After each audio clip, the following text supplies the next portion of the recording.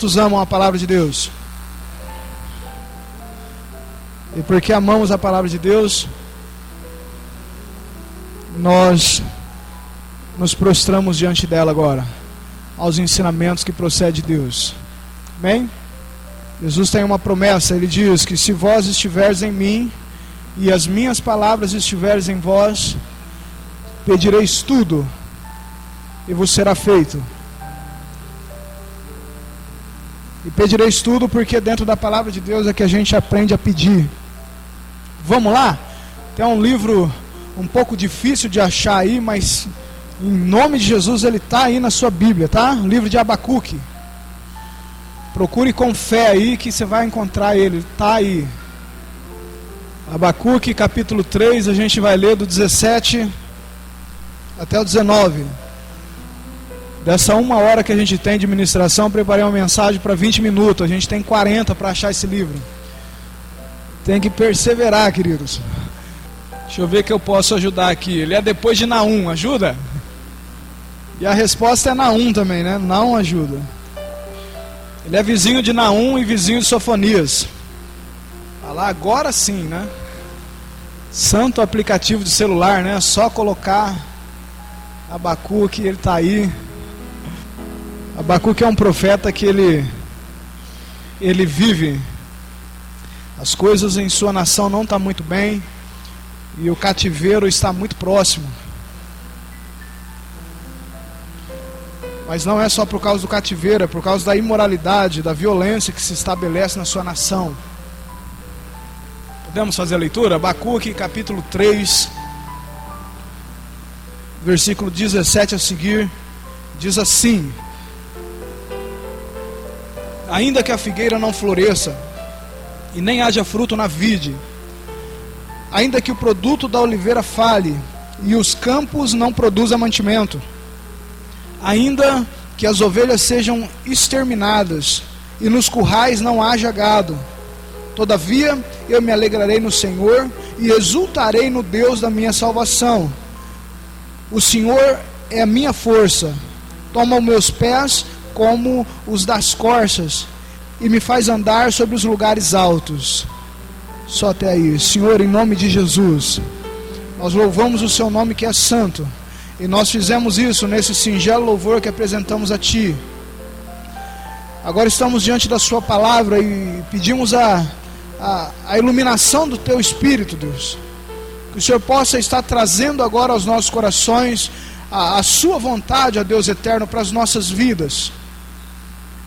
Nós queremos ser visitados por essa sabedoria que procede de Ti, para que sejamos iluminados no nosso viver, no nosso caminhar, ó Deus. Nós, como crianças, totalmente dependentes, nós nos apresentamos diante de Ti, dizendo: Pai, fala conosco, nos instrui, dá-nos da sua sabedoria.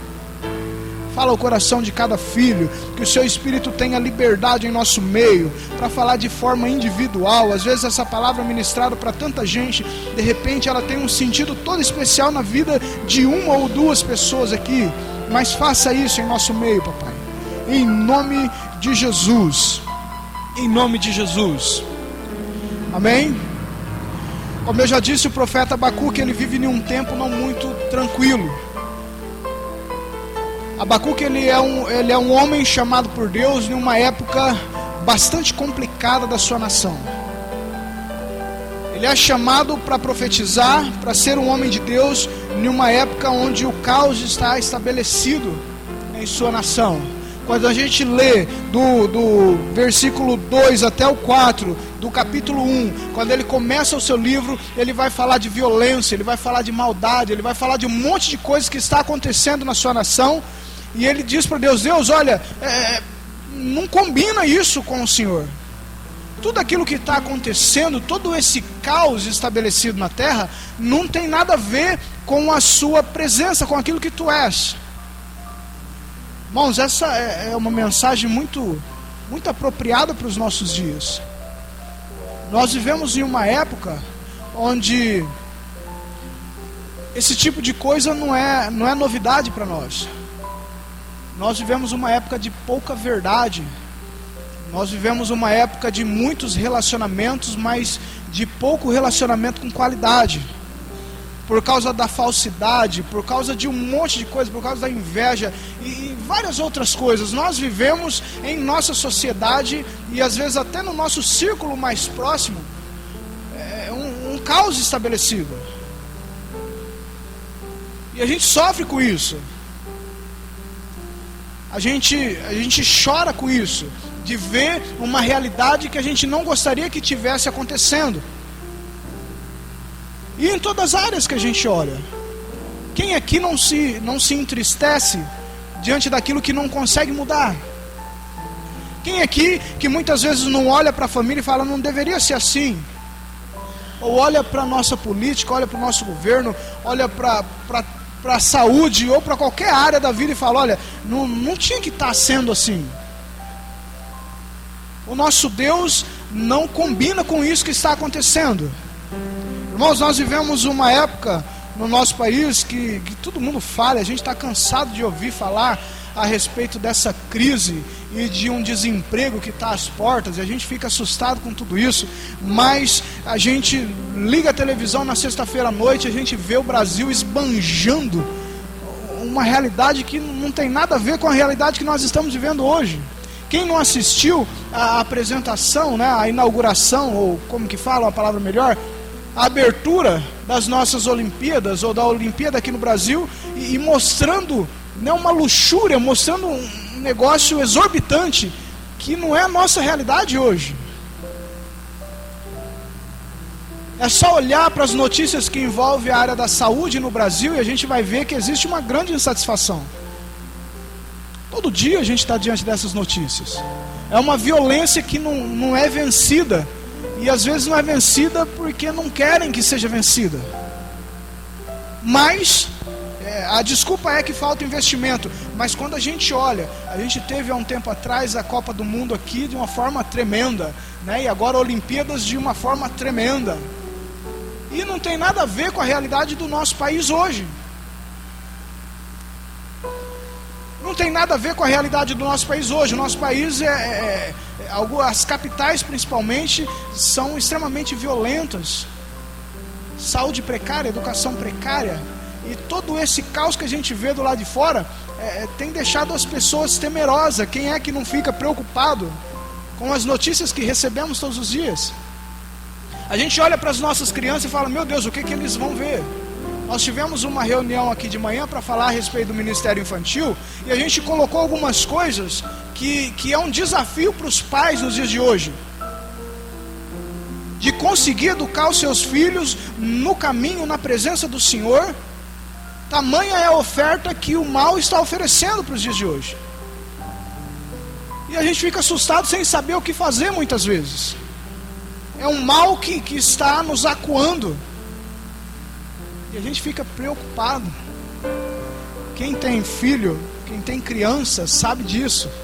A preocupação que é em você, com muito sacrifício, colocar algo de Deus dentro dela e o mundo tirar com muita facilidade. E a gente ensina eles cantarem para Deus, e daqui a pouco eles estão cantando um funk que a gente fala, misericórdia, aqui não pode. E é uma luta quase que desigual. Só não é desigual porque a gente tem um Deus que batalha as nossas guerras. Mas a realidade é que nós sofremos com tudo isso. E a realidade é que nós precisamos lutar para não desfalecer. Eu gosto muito de Jesus quando Ele está curando, quando Ele está libertando, quando Ele está fazendo milagre. Mas quando Jesus começa a falar de sofrimento e de dificuldade, é um Jesus que a gente se identifica mais, porque a gente vive isso. Quando Jesus diz, olha, no mundo tereis aflição, mas tem de bom ânimo. Isso daí a gente se identifica muito com Jesus. Porque a gente olha para a nossa realidade, nem sempre a gente vive uma vida de milagre todo dia. Mas de dificuldade a gente vive. A gente sofre porque não aconteceu do jeito que deveria ser. Então quando Jesus disse, olha, vocês vão ter aflição, a gente fala, ei Jesus, que bom que o Senhor já nos adverte com essas palavras, dizendo: olha, vocês vão chorar ainda, e vocês vão sofrer em algumas áreas da vida de vocês, e vai ter choro que não vai ter jeito, você vai ter que chorar todo dia um pouquinho, e talvez para o resto da vida, em algumas áreas você vai ter que chorar e sofrer ali, e na fé, e com força para não retroceder. Mas ele diz: olha, ainda assim, ainda no meio dessas tribulações, ainda no meio dessas perseguições, é possível a gente ter um bom ânimo, é possível a gente estar animado, é possível a vida ainda estar continuando o seu fluxo. O ensinamento de Jesus é: não pare e não esmoreça, não desista quando o sofrimento vier, quando a tribulação vier, quando os dias maus vierem. Ele vai dizer: tem de bom ânimo, porque é assim que se vence. Ele vai dizer: eu venci, então vocês também podem vencer. Esse Jesus a gente se identifica mais porque é um Jesus que, não que a gente não goste de milagre. Quem é que gosta de milagre, amém? Muito bom milagre, né? Milagre é uma bênção. A gente está sofrendo, não tem o que fazer, a gente ora, o milagre acontece, a gente fala: oh, glória a Deus, não preciso mais lutar por isso. Mas a gente vive uma vida onde a gente tem que ralar pro dinheiro que a gente recebe no começo do mês, dar para o mês inteiro. Sim ou não? E não é fácil. E não é fácil porque a gente está diante de uma demanda muito grande. A gente precisa se alimentar, a gente precisa se vestir, a gente precisa de tudo isso. E aí o que ganha às vezes, né? Você recebe na sexta. Quem recebeu na sexta aqui, quinto dia útil? Recebe na sexta, na segunda já não tem mais nada. Fala: meu Deus, segunda-feira é dia 8 ainda. Mas você vai vencer em nome de Jesus. E vai passar um mês abençoado na presença de Deus. Recebe isso para a sua vida. Mas irmãos, isso ainda é o básico dos problemas. Às vezes nós entramos em situações onde o problema é a saúde e a gente não tem, por causa do problema ser grande, por causa do diagnóstico ser contrário, às vezes a gente se entristece muito e não tem muito o que fazer. O sofrimento ele tem várias origens aí. É um sofrimento de ordem financeira e a gente não sabe o que fazer. E o sofrimento na área da saúde, a gente não sabe o que fazer. Ou às vezes é um sofrimento que está aqui dentro. Às vezes a gente não tem nem motivo para estar triste, mas a gente está triste e não sabe o que fazer. E isso pode acontecer com todos nós. Essa depressão que se aproxima de alguns por causa de tudo aquilo que ele vê de negativo, todos nós estamos sujeitos a tudo isso. É um problema familiar que de repente a gente não consegue reverter. É problema com filhos, é problema de toda ordem. Quem aqui essa noite tem problema? Fala assim: amém, eu tenho problema. E quantos aqui ficam felizes? Fala: olha, graças a Deus que eu tenho esse problema, porque não é uma bênção na minha vida. Esses problemas, eles nos fazem alegre ou nos fazem ficar entristecido algumas vezes?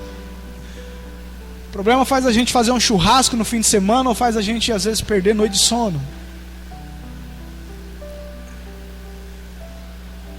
Eu separei um texto para a gente meditar, que fala de Abacuque. Irmãos, Abacuque no texto em que nós lemos 3, o 17 a seguir, esse homem ele faz uma oração muito bela e que se torna uma convicção dele, uma convicção de fé que deveria estar em todos nós. Porque ele vai dizer: olha, ainda que as coisas não saiam da forma que a gente planejou, a figueira não floresça, não tenha gado no curral, né, o fruto da videira minta ou falte, ainda assim, o que ele faz? Eu vou me alegrar no Senhor. Agora, ele no começo do livro, como nós citamos aqui, do versículo 2 ao 4 do primeiro capítulo, ele fala um pouco do que está acontecendo na sua nação. Mas esse jeito de falar do que está acontecendo em sua nação era um caos que não estava agora só do lado de fora, estava do lado de dentro, porque ele está reclamando diante de Deus. Pega aí o capítulo 1, ele vai dizer assim, versículo 2: até quando, Senhor, clamarei eu e tu não me escutarás? Gritarei a ti violência e não salvarás. Ele está dizendo: Deus, olha, eu sirvo ao Senhor, e o Senhor é um Deus que pode todas as coisas. Até quando que eu vou ficar clamando e orando e parece que o Senhor não ouve? É o problema que está trabalhando no externo, está ganhando terreno no externo, mas de repente ele começa a entrar dentro da gente. Irmãos, nós fizemos uma visita na sexta-feira de um irmão que ele está acometido de câncer. Ele está bastante debilitado. É alguém que a gente precisa orar por ele. Coloque ele nas suas orações.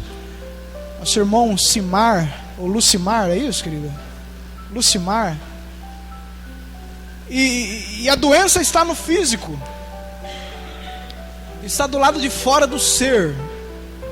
Mas aquilo, quando persiste, é muito fácil que entre dentro de nós. Os irmãos entendem o que eu estou dizendo? É uma doença que não está estabelecida na alma, no seu espírito, que é a nossa essência. Ela está só no corpo. Mas o sofrimento constante faz com que esse problema no externo entre no interno, que é na alma, no espírito, que é aquilo que somos por essência. É um sofrimento que, quando demorado, ele começa a mexer com aquilo que nós cremos. Ele começa a mexer com aquilo que são as nossas convicções. Aqui o profeta está dizendo: olha, tá terrível viver nessa nação. E aí ele olha para Deus e fala: Deus, como que quem se queixando diante de Deus, falando: até quando, Senhor? Eu estou orando, o Senhor diz que se a gente orar, o Senhor vem com a resposta. Eu estou orando e o Senhor não está fazendo nada. É uma situação que age no externo, é uma situação que está lá fora, mas que, por ser demorada, ela começa a mexer com as nossas convicções. Ela começa a mexer com quem a gente é por dentro. É um problema financeiro que, quando vai se demorando e vai desgastando, e começa a entrar na família e vai perturbando tudo, e daqui a pouco começa a atrapalhar a sua fé, o seu relacionamento com Deus. E a gente diz: Deus, não é possível que isso esteja acontecendo. Alguma coisa está errada e não é comigo, porque eu estou orando, eu estou clamando. E a gente começa a dizer: Deus, é o Senhor que tem que fazer agora. Como que dizendo: o problema já não é mais meu, eu estou fazendo o que tem que fazer. Aí é um caos que está do lado de fora, mas que já começa a entrar para o lado de dentro. É onde começa a atrapalhar o nosso relacionamento com Deus, que é aquilo que nos mantém vivo e de pé. Os irmãos estão entendendo isso? Quantos aqui têm coragem de afirmar que já questionaram o amor de Deus por causa da dificuldade do lado de fora? Fala: Deus, olha, não é possível, acho que o Senhor não me ama tanto assim, porque o que eu estou vivendo não pode ser que eu esteja vivendo dessa forma. Quantos aqui têm coragem de dizer: eu já pensei nisso, já pensei que Deus não me ama tanto assim, porque a situação que eu atravesso, não pode ser que Deus me ame tanto assim do jeito que Ele fala. Irmãos, é quando o caos do lado de fora começa a entrar para o lado de dentro, e começa a gente fazer uma oração parecida, dizendo: Deus, olha, eu já clamei, eu já orei, e até quando? Como quem dizendo: Deus, o Senhor está atrasado, o Senhor tinha que agir na primeira oração. O Senhor tinha que fazer alguma coisa, o Senhor tinha que mudar o quadro da história no primeiro jejum que eu apresentei diante de Ti. As nossas convicções, as nossas ideias sobre Deus é de um Deus mesmo de milagre, é um Deus que age, e realmente é assim, mas é um Deus que é Deus. E se nós tirarmos a característica de Ele ser Deus, de Ele fazer o que Ele quer, Ele deixa de ser Deus. Deus, Ele age sim quando nós oramos, mas Deus não é um fantoche que nós determinamos o que Ele tem que fazer através da nossa oração. Irmãos, entendem isso? Eu oro a Deus, mas Deus não é obrigado a fazer alguma coisa porque eu estou orando a Deus. Deus é Deus, e o fato dele ser Deus significa dizer que Ele faz o que quer, segundo os seus próprios conselhos. E quem aceita um Deus assim, está caminhando no caminho certo. A gente não pode inventar um Deus evangélico que sempre vai ter milagre e que sempre vai acontecer e sempre na hora que a gente marcou. Os irmãos estão entendendo? Aí o profeta parece que olha no seu relógio e fala assim: ó, Deus está atrasado alguns dias. E aí ele ora dizendo: Deus, até quando? Até quando que eu vou clamar e o Senhor não vai fazer nada? A adversidade, ela tem essa característica de entrar em nós e mudar as nossas convicções, principalmente a respeito de Deus. Um sofrimento demorado mexe com o psicológico de cada um, sim ou não? E é possível que mexa com a nossa fé. E hora ou outra a gente pode mesmo, porque somos humanos, a gente pode soltar alguma bobagem pela nossa boca, que a gente só vai entender depois. Porque o sofrimento do lado de fora, ele não está feliz só de estar do lado de fora. Aquilo que nós vemos para o lado de fora que entristece a gente, ele tem esse poder de invadir a nossa vida, se a gente não ter cuidado em proteger as nossas convicções a respeito de Deus. O sofrimento, ele tem essa característica de destruir a nossa fé, se a gente permitir. Profeta, homem de Deus, ele começa o seu livro dizendo: até quando, Senhor? O que eu estou vendo não tem nada a ver com a sua natureza, o Senhor deve estar atrasado, alguma coisa está acontecendo e não é comigo, está acontecendo com o Senhor. Será que a sua palavra já começa a falhar? Será que esse livro se tornou tão antigo que ele já não reflete mais a realidade do dia de hoje?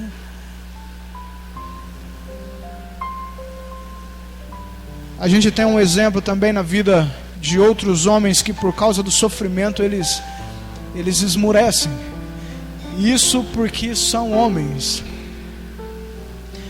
Não se crucifique se você se pegar alguma vez pensando que Deus de repente não te ama tanto assim. Isso já aconteceram com vários homens de Deus, e é possível que aconteça com a sua vida diante de um caos que de repente você possa estar atravessando. Um sofrimento muito grande vem sobre a vida de Jó, a ponto de em algum momento da sua vida, que é registrado no livro, ele dizer assim: olha, eu gostaria que o dia do meu nascimento não fosse lembrado jamais. Eu gostaria que fosse riscado da história o dia que eu nasci, porque alguém disse: olha, nasceu um varão. Eu gostaria que isso não tivesse acontecido. Como que dizendo: olha, eu não queria ter nascido. Tamanho era o sofrimento que aquele homem estava dizendo, que ele se arrepende de ter nascido. E homem de Deus, homem que Deus dá testemunho a respeito da vida dele. Depois a gente vai encontrar outro homem de Deus, usado tremendamente nas mãos de Deus, dizendo: olha, tudo bem, eu nasci, fazer o quê? Mas agora eu gostaria de morrer. O profeta Elias vai dizer isso para Deus: Deus, olha, me mata agora, porque é isso que eu quero. O meu desejo, meu sonho de consumo é que o Senhor me mate agora, porque o que eu estou enfrentando é demais, eu não consigo suportar. E olha que aqui Elias, ele está lutando contra uma pressão psicológica. Ele foi ameaçado de morte. Não tinha nada de real. Mas irmãos, a gente vive a dor de forma diferente. Você sabia disso? Às vezes você chega para uma pessoa e diz: olha, eu já passei pelo que você está passando, e eu sei o que você está sentindo. Você não sabe o que a pessoa está sentindo, amado, porque cada um vive a sua dor de forma diferente. De repente você encontra uma mãe que perdeu um filho e fala: eu sei, porque eu já perdi um também. Você não sabe o que ela está passando, porque cada um vive a dor de uma forma diferente. A pessoa que está do seu lado tem as suas dores e enfrenta ela de forma diferente. A gente não sabe o que essa pessoa está sofrendo, porque nós somos diferentes em grau de sensibilidade. Cada um sente de uma forma. A respeito de você, às vezes você fala alguma coisa para uma pessoa e ela fica toda dolorida. Para outra pessoa você fala a mesma coisa e e parece que não falou nada. Não é assim que somos? Porque cada um tem o seu grau de sensibilidade. Às vezes a pessoa está sofrendo e o perigo nem é real. Às vezes fez um exame e falou: olha, o resultado do exame sai daqui uma semana. Meu Deus do céu, que semana que ela vai viver. E você diz: calma, isso tudo, né, pode não dar nada no exame, mas, querido, deixa, ou pelo menos entenda o jeito que ela está vivendo aquilo. Porque aquilo é com ela, está no corpo dela. Se você não puder ajudar, pelo menos compreenda, deixa ela entender o que está acontecendo. Ou talvez vivenciar essa dor do jeito dela e sirva de consolo para ela. Não ataque dizendo: olha, para com isso, é bobagem. Não é bobagem, para ela não é bobagem. Deixa ela vivenciar essa dor dela. E se você não puder ajudar, não atrapalhe, não critique, porque senão você aumenta a dor dessa pessoa. Aí, além da dor dessa espera, ainda está com a dor de se sentir culpada porque está sentindo dor. Cada sofrimento a gente vive de forma diferente, cada um enfrenta suas crises de forma diferente. Agora, o negócio é que a gente não pode deixar essa crise entrar para o lado de dentro e se sentir em casa dentro de nós. A gente não pode deixar que o problema do lado de fora venha para o lado de dentro para morar dentro de nós e se estabelecer dentro de nós, porque senão ele rouba a nossa alegria, ele rouba a nossa paz e a gente vai sobreviver ao invés de viver. Eu não sei se você vive hoje algo que te faz sofrer.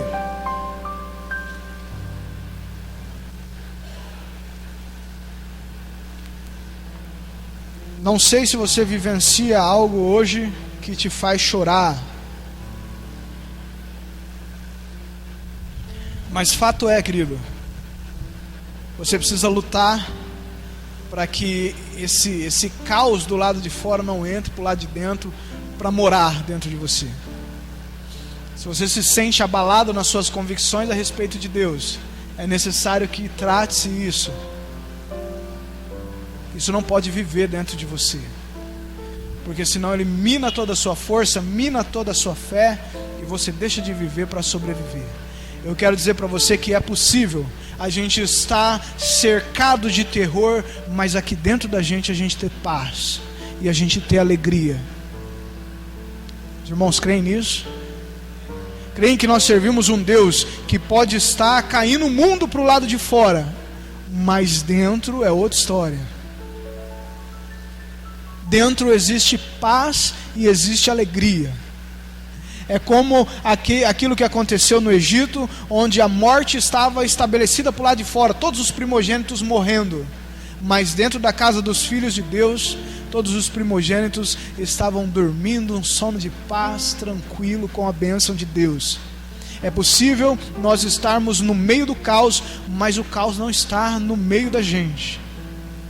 E é por isso que nós temos que lutar, porque esse mesmo profeta que começa dizendo: Senhor, o mundo está acabando e o Senhor não faz nada, né? Será que o Senhor é poderoso mesmo para intervir? Será que o Senhor nos ama mesmo a ponto de intervir e resolver a situação? Esse mesmo profeta, ele vai, leia o livro de Abacuque, depois você vai entender que Deus começa a conversar com esse profeta, e essa experiência, essa vivência com Deus faz com que ele chegue no final do livro dizendo assim: ainda que as coisas piorem. E no contexto de Abacuque, realmente iria piorar, e ele sabia muito bem disso. Ele sabia que as coisas iam piorar, e piorou. Se você conhece a história, você vai ver que aquele povo que estava vivendo, dizendo: olha, será que a Babilônia vai nos dominar? A Babilônia veio e dominou e levou cativo. Mas a oração do profeta é: Senhor, ainda que o mal venha e se estabeleça e piore as coisas, ainda assim eu me alegrarei no Senhor. Sabe o que esse texto está dizendo, querido? É que mesmo que as coisas lá fora piorem, mesmo que essa crise que se fala no Brasil piore, e talvez até tire o seu emprego, mas não vai tirar, em nome de Jesus. Amém? Fala: o meu emprego não. Fala para Deus isso. Fala: o meu emprego não vai tirar. A glória de Deus. Mas ainda que isso aconteça, saiba que é Deus quem nos sustenta e não o nosso emprego. Deus nos sustenta hoje através do nosso emprego, mas se não tiver o emprego, Ele sustenta do mesmo jeito, porque Deus não depende de emprego para nos abençoar. O profeta Elias, ele vive em uma época onde a seca acaba com tudo. Sabe o que esse homem come? Diz que os corvos levam pão e carne para este homem. Eu falo, meu Deus. Então creia nisso, sirva a um Deus que mesmo no meio do caos, Ele faz com que haja paz e alegria dentro de você. Mesmo no meio das crises familiares, a sua família vai ser uma bênção em nome de Jesus. E vai ter paz dentro do seu lar, ainda que na vizinhança as coisas não estejam tão boas assim. A gente passou por uma rua, na verdade a rua de casa, em um outro quarteirão. A gente passou ontem e ficou muito triste, porque estava tendo um culto afro ali, né? Se a gente pode chamar de culto, mais conhecido como macumba, e daí vai. E a gente viu aquilo, né, de uma forma até como quem se gaba daquilo que está fazendo. A gente ficou muito triste. E um barulho altíssimo, que a gente mora em outro quarteirão e a gente estava ouvindo tudo isso. Queridos, mesmo que a sua rua inteira não esteja diante de Deus, a sua casa pode estar. A sua casa pode estar e vai estar em nome de Jesus. Mesmo que haja um caos estabelecido no nosso bairro, na sua casa vai ter luz, na sua casa vai ter paz. Na sua casa a bênção do Senhor vai repousar. Mas a gente precisa entender que quando o caos se estabelece, quando os problemas se estabelecem, não deixe ele entrar para fazer morada dentro de você. Lute contra isso, ganhe essa batalha. Às vezes você não consegue mudar a rua da sua casa, mas você consegue mudar a casa que o Senhor habita, que é a sua vida. O profeta vai dizer, olha, ainda que a figueira não floresça, ainda que o resultado venha negativo, ainda que não seja do jeito que eu planejei, aí ele vai dizer, ainda assim eu me alegrarei no Senhor e exultarei no Deus da minha salvação. A mensagem é profunda, porque ele está dizendo, o caos estabelecido no mundo não tem poder para tirar a alegria daqueles que servem a Deus, a não ser que nós deixarmos. Deus ele faz uma proposta para nós nesse texto, dizendo, olha, se você acreditar, se você pagar o preço, é possível você se alegrar mesmo nos piores momentos da sua vida. Mesmo nos piores momentos da sua vida, ainda assim você pode se alegrar. É possível, porque a nossa alegria, ela não está no que acontece nas coisas, no que acontece do lado de fora, mas a nossa alegria, ela tem fonte no nosso Deus. Você recebe isso para a sua vida? Por que você se alegra? Qual que é o motivo da sua alegria?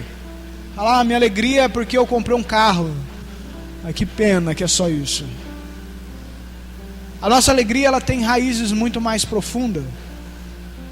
A nossa alegria tem raízes eternas, porque ela procede de Deus. A alegria do cristão, ela procede de Deus. Comprou um carro novo, que bom, glória a Deus, Deus te abençoe. Está com casa nova, amém, Deus te abençoe. Mas que esse não seja o motivo principal da sua alegria, porque o carro novo, ele quebra também. Alguém pode bater nele. Você deixa estacionado no lugar errado, você volta a estar um risco de fora a fora. Fala, misericórdia, para que isso? E se a sua alegria principal for isso, amado, carro novo também é roubado. Se a sua fonte de alegria for as coisas materiais, for aquilo que você possui, que pena. Essa alegria sua, ela é muito fraquinha. Ela pode ser roubada com muita facilidade. A alegria que o Senhor promete é uma alegria que procede dEle. E essa alegria jamais é roubada. Essa alegria a gente atravessa os vales e montes da vida, e essa alegria não sai de dentro de nós. Essa alegria não sai diante de nós. palavra diz que aquilo que Deus tem preparado para cada um de nós é além do que aquilo que a gente consegue imaginar. Paulo diz que em nenhuma das suas experiências ele viu algo que ele não é nem lícito falar. E talvez dizendo, olha, eu não consigo com palavras falar daquilo que está preparado para cada um de nós. É por isso que o profeta aqui vai dizer assim: eu me alegro no Deus da minha salvação, como quem olha para o futuro dizendo, olha, esse Deus, ele tem algo tremendo para a minha vida.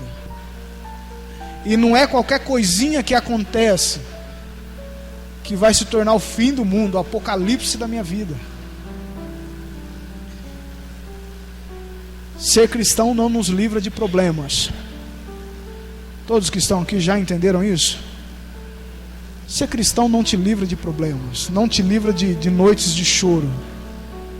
Pelo contrário, talvez seja um motivo para algumas noites de choro. É possível. Agora a promessa de Deus é sempre de uma manhã com muita bênção, que depois da tempestade vai vir a bonança, que o choro pode ficar a noite inteirinha, mas que pela manhã vai vir a alegria, vai vir a bênção de Deus. Essa é a promessa de Deus para a nossa vida. Então não se desespere nos momentos de dificuldade, ainda que ele pareça ser invencível, ainda que ele pareça ser eterno e veio como uma tragédia tremenda. Fala, agora esse é o meu fim. Vai ser, se você aceitar como seu fim. Agora, se você disser como Abacuque, fala assim, ó, tudo bem, é um problema grande, eu não estou menosprezando, porém eu sirvo a um Deus que eu posso me alegrar mesmo no meio do problema, mesmo estar vivendo dias difíceis e épocas difíceis da vida, as épocas das vacas magras da minha vida, eu posso estar vivendo esses piores momentos e com alegria aqui dentro de mim. Isso às vezes não quer dizer que a gente vai estar sorrindo o tempo todo, não quer dizer que não vai correr algumas lágrimas, mas vai dizer que aquilo que está dentro de nós é inabalável, porque tem fonte no Deus que nós servimos. Ele vai dizer, o Senhor é a minha força, e Ele faz os meus pés como os da corça, Ele me faz andar em lugares altos. A corça é aquele animalzinho, a gente pode chamar de cervo também, mais conhecido como veado, e a agilidade que ele tem para fugir do seu predador é muito grande. Às vezes ele perde, mas boa parte das vezes ele consegue escapar. E quando ele vai para as montanhas, o seu predador não tem chance. Quando ele começa a buscar os seus lugares altos, o seu predador não tem chance, por causa da agilidade e o jeito dele se conduzir nesse lugar. O profeta está dizendo, olha, Deus vai nos fazer assim. A gente vai conseguir escapar de todo o mal que nos persegue. Esse é o Deus que é a nossa força. Eu gostaria que você entendesse e que essa mensagem estivesse viva dentro de cada um de nós, porque nós vivenciamos todo tipo de problemas, e é possível que amanhã depois você esteja diante de um inimigo muito mais forte que você, mas jamais vai ser mais forte do que o nosso Deus. Não permita, em nome de Jesus, que o problema que acontece do lado de fora abale as suas convicções que você adquiriu com Deus. Não permita que a sua fé se desvaneça por causa daquilo que acontece do lado de fora. Em nome de Jesus, seja o problema que for, querido, seja o problema que for, a nossa fé ela precisa chegar a esse nível de dizer, Senhor, as coisas podem piorar, e talvez piorem mesmo, mas ainda assim a minha fé continua inabalável em Ti. É aqueles jovens que diante da fornalha eles disseram, olha, eu sei que o meu Deus pode, mas se Ele não fizer, ainda assim a gente não se dobra diante do mal, a gente não se rende. Eram jovens que estavam dizendo, a minha fé é aquilo que eu devo proteger em toda e qualquer situação. É o orgulho do apóstolo Paulo, que no final da sua carreira ele vai dizer assim, ele vai dizer que Combati o bom combate, terminei a carreira e guardei a fé.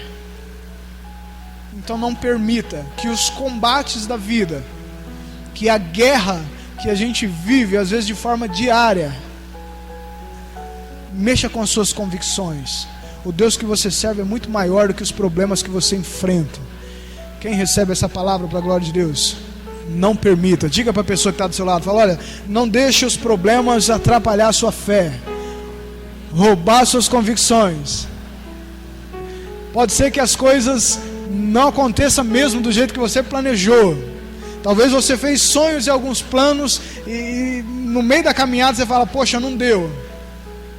Não permita que esse problema atrapalhe as suas convicções. Não permita que esse problema roube a sua fé. Amém? Feche seus olhos em nome de Jesus, a gente vai orar.